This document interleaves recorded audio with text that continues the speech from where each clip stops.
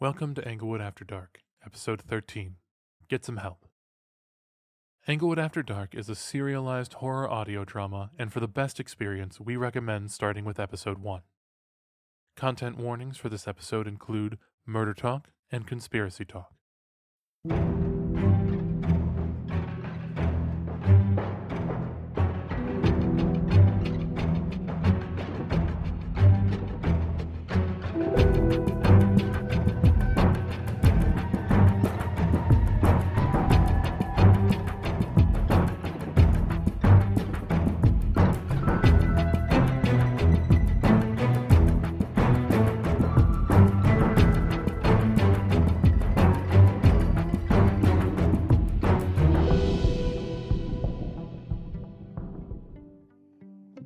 Hey there, intrepid mystery lovers, and welcome back to another episode of Englewood After Dark. I'm your host with the most and the ghosts to boast, Finn Nightingale, and to my left you'll see my weary and spiritually broken co-host, searching for meaning in a world full of madness, Eve Pemberly. Not funny. No, it's a little funny. Dear listeners, Eve isn't in the best of spirits. Get it? Spirits? Jesus Christ. Normally, as a stalwart friend, I'd be supportive of her at a time like this. But so long as Lady Killjoy continues to deny the nature of her circumstances, alas, I am unable to. Finn thinks ghosts are stealing from me, and I have treated these allegations with the sincerity that they deserve. Refusing to acknowledge their existence is actually why they're haunting her. Ah! Why do I leave projectile weapons within arm's reach of you? Food isn't a weapon, otherwise conflict would be much more wholesome and entertaining. This just in. Drive-by breadsticks downtown. More at 10. Back to you, Eve. You want to explain to our guests why you're sleeping in a grimy noir motel tonight? First of all, that was only a possibility. Campus security let us back in. And second, recently kidnapped man. Let's not give out my location, yeah? And thirdly, I guess I have to clear this up now that you've raised it, but yes, I lost my room keys. I don't know where, and I have been searching for them all day with no success. Finn seems to think the culprit is ghosts, because... of course he does. Carmen. Objection! You can't use Carmen against me, that's unfair. Now, I could believe you losing your keys, even though you are anal retentive enough for that to still be ridiculous, but I can't believe Carmen losing hers. She keeps them on a bungee cord at her waist. And what I certainly can't believe is both of you losing your keys on the same day. I will acknowledge that Carmen's keys disappearing around the same time as mine is suspicious, but I will not cave to supernatural. But I will give you suspicious. More than anything, it's just that someone picked our pockets while we were together, and as roommates who don't antagonize each other, Finn, we are often together. If it's people, that's actually scarier. And also, that's unfair of you. Seb and I spent lots of time together over the break. Oh, I'm sure he's absolutely thrilled about this. No, but he will be. Dare I ask? We've been delving into theories over the week, and Eve has been having a hard time reconciling these killings with her bleak and materialistic worldview where nothing spooky happens. Her lack of success has left her sour and bitter. Oh, something has left me sour and bitter, alright. About my request that you follow up on past students from Sycamore Dawns. I wanted to be able to interview someone this week, but you were too busy for that. You should be happy for me, Eve. I was taking readings around campus and recording scientific data. Carmen said you spent 40 minutes crouched outside the chemistry department with a thermometer to the concrete. And what part of that doesn't scream scientific data to you, Eve? What the hell were you recording with a thermometer on concrete? Oh, well, air pressure, obviously. I know how thermometers work, Eve. I was checking its temperature. I know, I realize that...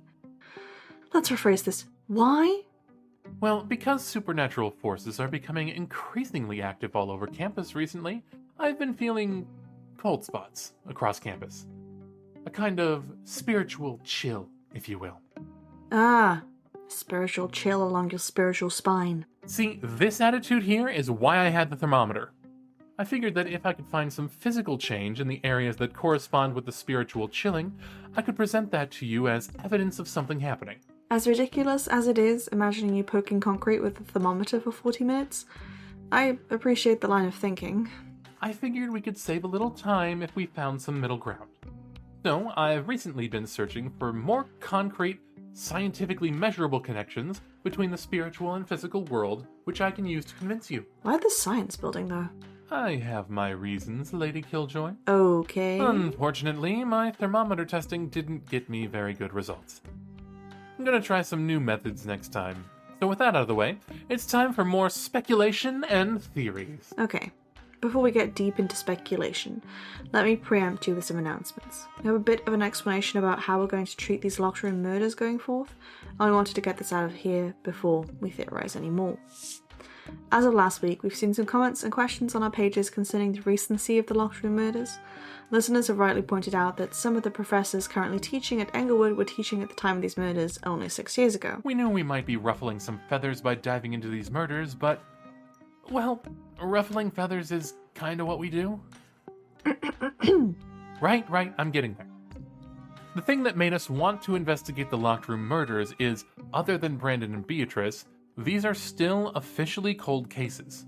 While police have attributed deaths on and around the farm to mundane causes, which I'm still not sold on by the way, there was never enough evidence gathered to actually catch the locked room killer who still remains at large. Finn and I weighed up the recency of these cases versus the lack of outcome and decided we wanted to investigate anyway. In our defense, we have a good track record now. You know, after the Brotherhood. We still uncovered some pretty big evidence of something. Well, I can't fault you on that one. So with that said, if you are someone, or know someone, who was in Sycamore Dorm 6 years ago, please do get in contact with us. We don't bite. Well, I don't bite. Actually, I prefer to unhinge my jaw and swallow my prey whole. Truly terrifying. If you know anything, please get in touch with us, and I promise I'll keep Eve away from you. We know a lot of people saw what happened only from a distance, but every little detail can help. Was somebody new walking around the dorm that day? Was somebody acting a little unusual? Did anybody seem a little ethereal or less than real? Finn. Okay, I'm sorry. Look, I'll find you an interview candidate for next week, I promise. If nobody comes forward with any information, I'll just go out there and find someone myself. Good. I'll hold you to it this time. Finn, what is the special reading and why is it scheduled before our next session? You're about to find out. I have a little favor to ask this time in our ad read space. Hey there, it's me, Finn Nightingale, and today you could be my favorite deputy. Some of you may know Seb's birthday is fast approaching, and I'm going to throw him a truly killer party, whether he likes it or not. See, staying with Seb's family means I've learned a couple of things about his childhood, so today I come before you, our wonderful audience, to ask for your help. I need a horse. Like, a whole damn horse, and horse accessories. And maybe a barn, and hay. Horses eat hay, right? Look, it's gonna be a picnic, it's gonna be Toy Story themed, and it's gonna be super awesome, so I can thank Seb for being a great and very understanding and tolerant buddy of mine. Feel free to hit us up on our official pages, and Eve is shaking her head. Don't hit us up on our official pages. If you're able to help in any way, please seek me out directly and we'll sort something out. To infinity and beyond! You are determined to have Seb shank you in your sleep, aren't you? Between last week and this, should I start saving up to plan for your funeral? Well, that's the beauty of it. I'm positive he won't be listening. Seb doesn't like our show? I'm hurt. Oh, he normally tunes in, even if it's just background noise. But after calling him a tsundere and blabbing about his family, he's given me the silent treatment. Tends to do that whenever I really annoy him. And he definitely doesn't listen during those times. Did you intentionally piss off Seb so you could beg our audience for a horse undetected? I will not confirm or deny this. And if you're wrong? Well, we'll find out after uploading, won't we? Putting your life on the line again so soon. What's life without a little excitement? But, speaking of death... Flawless transition as always. Eve and I continue our debate on the existence of the supernatural with the locked room murders. As I predicted last week, this case is going to make a believer out of Eve yet. Just because the answer isn't coming easily does not mean you're right. Last week, I said that I needed to look at the floor plan for Sycamore Hall. It's one of the oldest buildings on campus. It's been through countless renovations since its original construction, and I had no doubt that there might be some closed-off parts of the building that someone might gain access to. Go on. And my assumption was right. We got our hands on the floor plans, and there are definitely some nooks and crannies someone could sneak through in this building. For instance, there used to be a service corridor. The college used to have maids come in and clean up the dorm rooms, and rather than give them a bunch of keys and a bunch of rooms, they each had one key to the service corridors, and those corridors had access to every single room. So if someone gained access to the corridors, that would give access to any room they wanted. And? Most of the corridors don't exist anymore. Some major renovations took place, and the corridors were opened up to give some bedrooms more space. There are some pockets of corridors that still exist, but there's only one way in and out of any little spaces that are left, it looks like. Some nice little spaces if you wanted to hide something, but not a space someone could use to get in and out undetected. For instance, students in the northeast and southeast corner rooms might notice that they have a full-length mirror in the closet for some reason. Well, mystery solved on that one. If you find a way to take those mirrors down, those are the old corridors. They just cover the doorways. But not only are they dead ends with no way to access them except those doors behind the mirrors, but they aren't even connected to the right rooms. No victims were in corner rooms in this case. This leads to the second possibility, the cafeteria.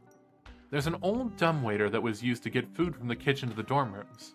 But that was quickly another bust because the shaft now leads directly up into a hardwood floor.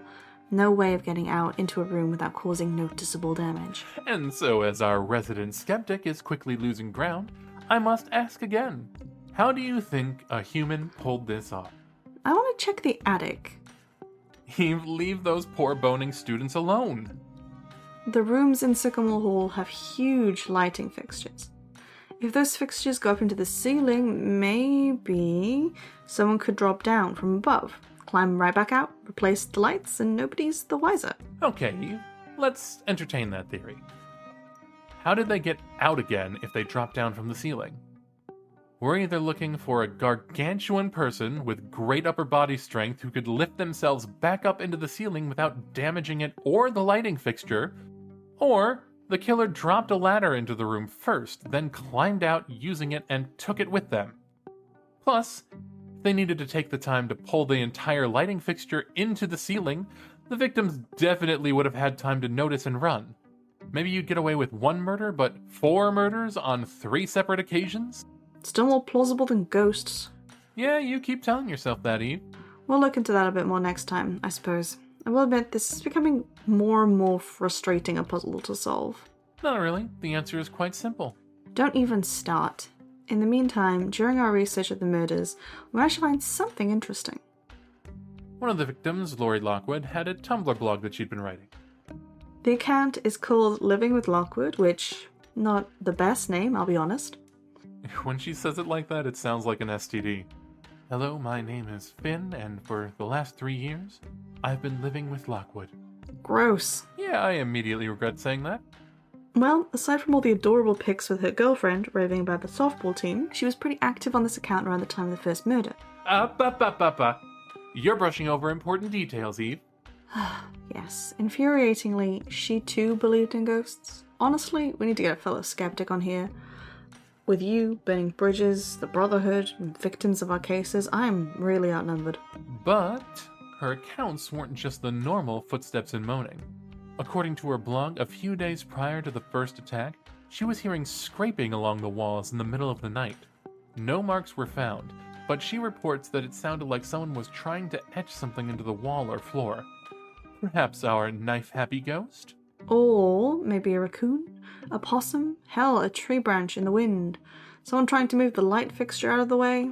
She says it sounded like it was coming from inside her room, not outside. Of course she would say that. The same way that Burning Bridges says he smelled sulfur in Schmidt's office. That's not the only occurrence, though. A few days before that, she said that she heard banging against the ceiling. Well, we already knew people were doing that in the attic. Not that kind of banging, Eve. Like, pounding. Nope, still sexual. Oh my god, you know what I mean. Loud bangs like someone was slamming their hands against the ceiling. Well, now we're back to my lighting fixture theory.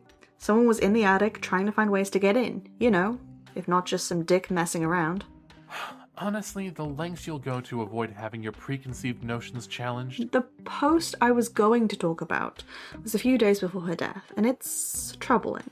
She writes, Everyone is still on edge and terrified. Some of the more well-off people are staying in a local motel for a while.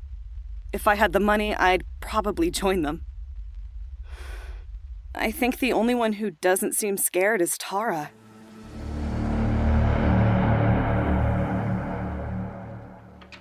Laurie? You okay? Hi. Yeah. Just... You wanna come in? Please. Wow. What is all of this? Oh, that? Stuff for my criminology class. God, I don't know how you do it, Tara. Especially after what happened to Nessa. Gore doesn't bother me. That's not what I... Never mind. Why are there rose petals all over this poor woman's apartment? This guy was a super freak. Locked himself in with pretty girls to romance them. Fuck, Tara! Yup. God, given everything? Really? Deadlines wait for no woman. Wanna watch a movie?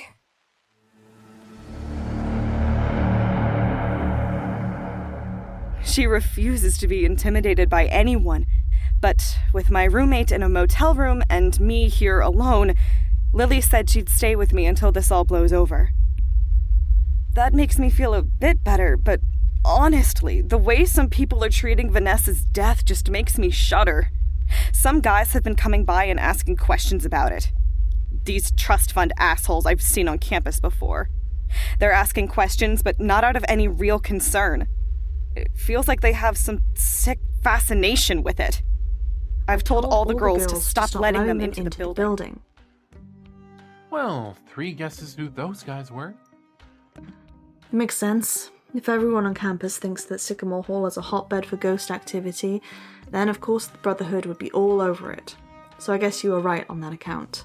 We are likely to run into them again while doing this show. That's something I didn't want to be right about, honestly. I'll have to give my contact a call, see what they know. Your mystery person? Have they actually been of service so far, other than giving you random toys to play with? You know, I don't appreciate your immediate dismissal. In fact, they've brought up an excellent point recently. Yeah, and what's that? Like I said before, there are probably a few spirits in Sycamore. And they told me that when spirits are forced to share the same space, their emotions kind of blend together with the strongest emotions prevailing. What? No, this makes sense, I promise. You see, we were wondering why the MO was different for the 3rd murder, but this totally fits. There's more than one ghost, all with the same motive because of one person's sick, twisted desires, and while they're all being warped to this person's will, they still have their own way of doing things. Same results, different MO. Oh my god, I swear you have a BS answer for everything. Who is this person? In due time, Eve, in due time. What does that mean? In due time. So, we'll be back with more theorizing and more of Finn's Occult Corner, but first, a word from one of our listeners. Hello there, Inglewood After Dark. Remember me? Of course you do. Now, before you delete my message out of spite, hear me out. I know what you're looking into. In fact, I have a wealth of knowledge about everything that goes on campus. And seeing as your hubris has dismantled the caretakers of this institution, the least you could do is listen. You don't know what you're up against here. Let me help you. You know how to find me.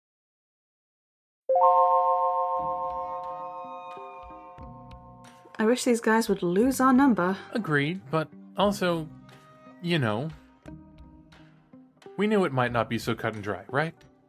We should just report him to the dean's office, or Hannessy. Anyhow, didn't you want to talk about MO? Are you deliberately changing the subject because you want to talk to this guy? What? No. No. Jesus Christ.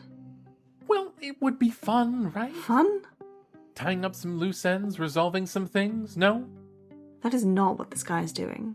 He wants his 15 seconds of fame, that's all. So, let's give it to him. Get whatever we can out of him in return. Finn, I'm not talking to you about this right now. Can we just get back to the episode? Right. So, MO? As I was saying, if we include Brandon and Beatrice in our tally of locked room murders, then we can't deny the change in MO. Right. The murders went from one extreme to the other. Right?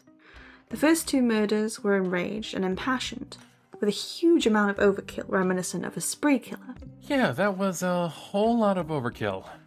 Not so much for Brandon and Beatrice, though, no? Right, so either the crimes aren't related. Veto. Brandon had purchased tickets for a concert a week after this supposed suicide. Are suicidal people really in the business of making future plans? But the alternative is weird too. Spree killers work themselves into a frenzy. They're out of control and they only really ever stop when they are stopped. But is this a spree killer then? I mean, spree killers are sloppy, right? Where's all the evidence? Exactly. Which is what makes me wonder if this isn't all some big ploy. They changed their MO, they were trying to make it look like a spree killer at first, but then something spooked them, so they changed it up. Tried to throw off the investigation by staging the other two murders as suicides. Feels like a lot of competing ideologies, right? I suppose so. I mean, if it was the same creep who killed all four of our victims, he did a good job of throwing investigators off his trail at the time. The deaths are only tangentially linked in the police reports. But not good enough, because we're onto him now. We're on to the barest hint of something. Maybe. But the change in MO is so interesting to me. Whatever happened in the time between Laurie Lockwood's murder and the deaths of Brandon and Beatrice must have really spooked him. Spooked. What an excellent segue. It really wasn't. Because this whole changing MO thing has gotten me thinking. Always dangerous? Like I said before, mixing up an MO doesn't make much sense. Until you consider the ghost angle. In which it makes even less sense? Why would a ghost have to change MO? Besides, we've already established that their change was probably because they almost got caught. But spree killers don't change MO, right? They can't. They're need-driven. Yeah, and what ghost has a need to change MO? Who's coming after them? The ghost police? Who you gonna call? Ghostbusters? Exactly. No, unexactly. I have the microphone. We both have microphones. That's the point of recording these in here. The figurative microphone. So listen. Fine, but only begrudgingly. I wouldn't want you any other way. Say you're a ghost. You're a ghost. Maybe one day. But imagine you're a ghost. A ghost with a craving for one of the carnal sins. Murder. You find yourself a victim that suits your terrible predilections.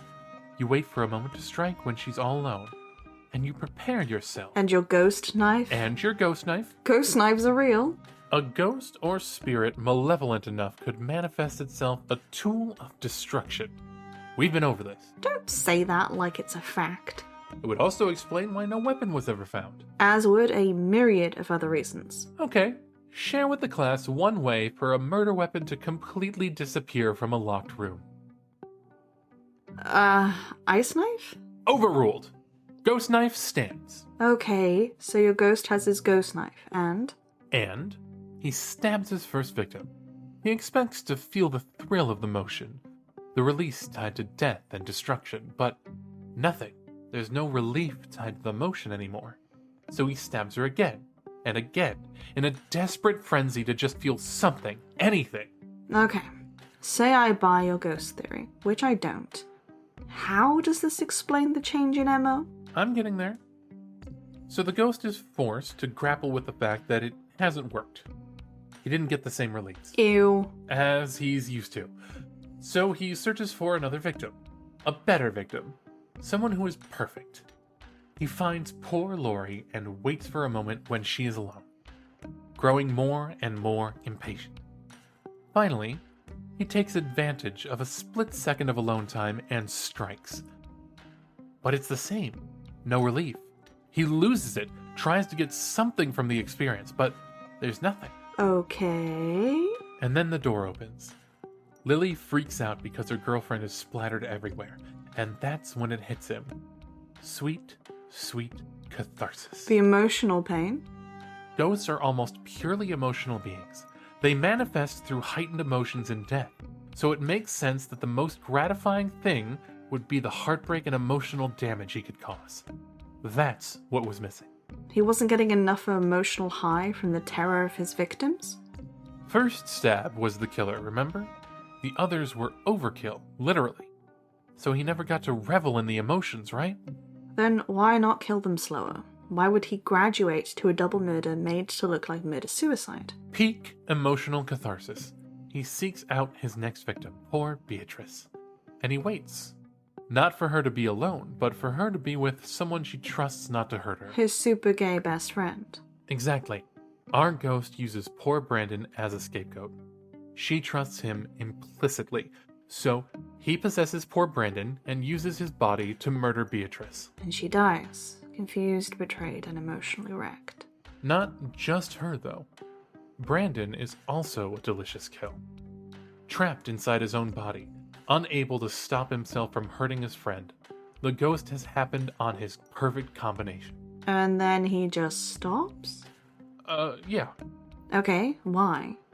You just said he'd unlocked the perfect ghostly flavor combination. Why didn't he go back for seconds? Well, that I don't know. You mean you haven't invented an elaborate explanatory story for that yet? Well, right back at you, Lady Killjoy. Why did your human stop? I was actually thinking about that while you were rambling. Hey! Proselytizing? I'll allow it. How gracious of you. I was thinking about how all the inconsistencies line up, and I was wondering, what if only one or two of these murders was necessary? Necessary? For the killer, I mean. What if the others were all to cover up the one person the killer was actually connected to? It would explain the inconsistencies in kills. He's not a spree killer, it's all premeditated. Why the murder-suicide then? I have no idea. Ugh. I hate it here. Plus, I mean, that's a lot of overkill on a person that doesn't mean that much to you, right? Supposing your theory is correct. Yeah. I've got just the thing to cheer you up. I don't believe you. You never do. Ta-da! Oh, it's the box thing. That's right, Lady Killjoy. It's time for Finn's Occult Corner. Oh boy. And there's theme music now. Sure is. This week on Finn's Occult Corner... Wait, is this a weekly segment now? I didn't sign off on this. No, but our beloved audience sure did. Anyway, I got this spirit box from only the most reputable sources. Amazon? And we will now be using it in an attempt to contact the erstwhile souls of our victims. Wouldn't you want to use it on their ghostly killer? Much more dangerous. I commend you for your bravery, but we don't know his name, so it's much more difficult to call him. Call him? Is it a telephone? No, but I might try to make a spirit telephone. That sounds fun. I mean, if Hasbro can make Ouija boards. Exactly. Jesus Christ. Why is it like that? What is that? It sounds like a TV static Rorschach test. I mean, you're not that far from the truth. It's a version of EVP, which stands for Electronic Voice Phenomena. Penis? Wow. Also, shut up. Basically, if a ghost is trying to reach out to us, we will be able to hear them with this by listening to the static. And decoding it? Now, some experts think that the only way to hear something meaningful is to have psychic abilities yourself. But I don't think you need to be a medium to get this thing to work for you. You just have to be willing to listen. Seems like a rather pointed barb at me. I'm just asking for you to have an open mind. I promise not to immediately switch it back off again. Good enough. Vanessa Hart. Can you hear me? Can you tell us who killed you?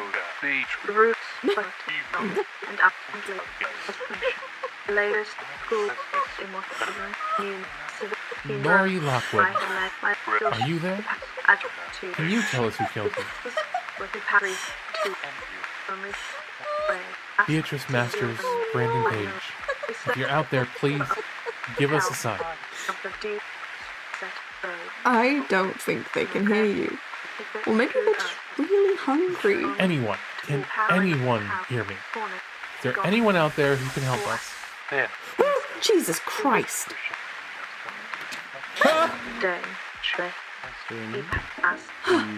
Holy shit. Hi, Professor. Burning the midnight oil? Something like that, Professor. Is everything okay? You both look rather pale. Like we've seen a ghost? We're fine, Professor. Don't work too hard now.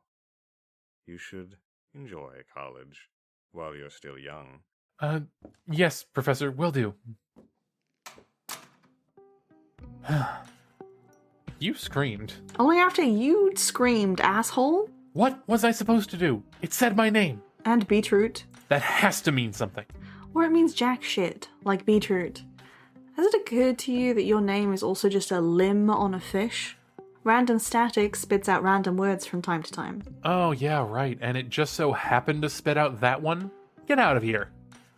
You know something else is going on here. That's why you're so edgy. I'm edgy because I've just been jump scared by my professor. Come on, Finn. Hannessy is right. It's time to end. Plus, we have logistics to discuss. Oh, is Evie scared? She's scared of the scary ghost. Ow! Alright, okay, well, that's all the time we have for tonight, mystery lovers. So long. Farewell. And don't buy spur boxes from shady online vendors.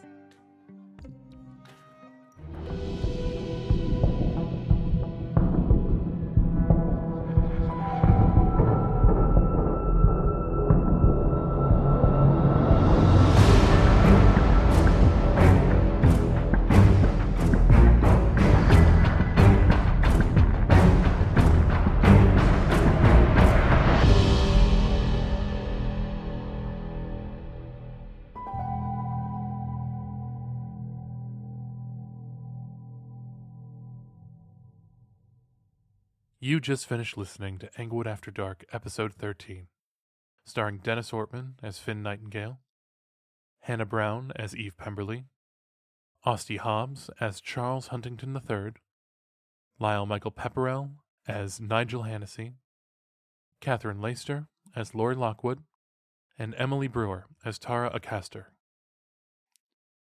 Written and sound designed by Hannah Brown, Dennis Ortman, and A. Rose. Special thanks to the talented Athen for our on-air music and Nicholas Gasparani for the opening theme.